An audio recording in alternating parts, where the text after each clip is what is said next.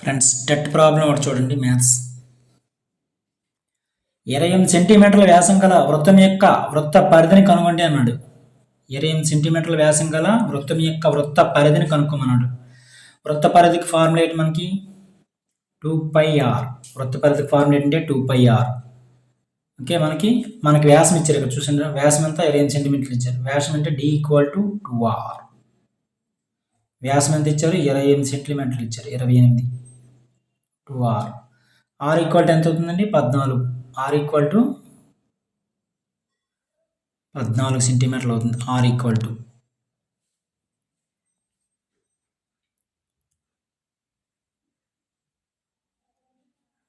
r అంటే వ్యాసార్థం.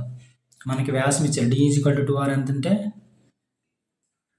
వ్యాసం 28 సెంటీమీటర్లు, వ్యాసార్థం ఎంత అవుతుంది, 14 అవుతుంది. 22/7 × 14, 7 × 14, 22 × 44, 44 × 88. ఆన్సర్ ఏంటంటే 88.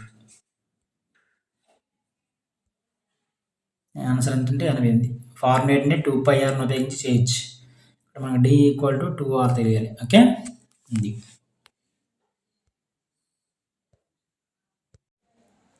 తర్వాత ప్రశ్న చూడండి.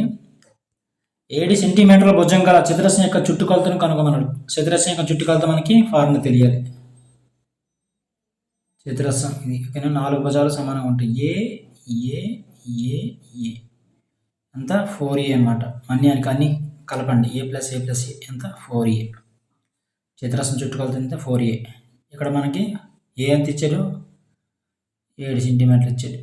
ఇంకా 4a ఇక్కడ 4 ఏళ్ళు అంతా 28. చతురస్రం చుట్టుకొలత 28 సెంటీమీటర్లు.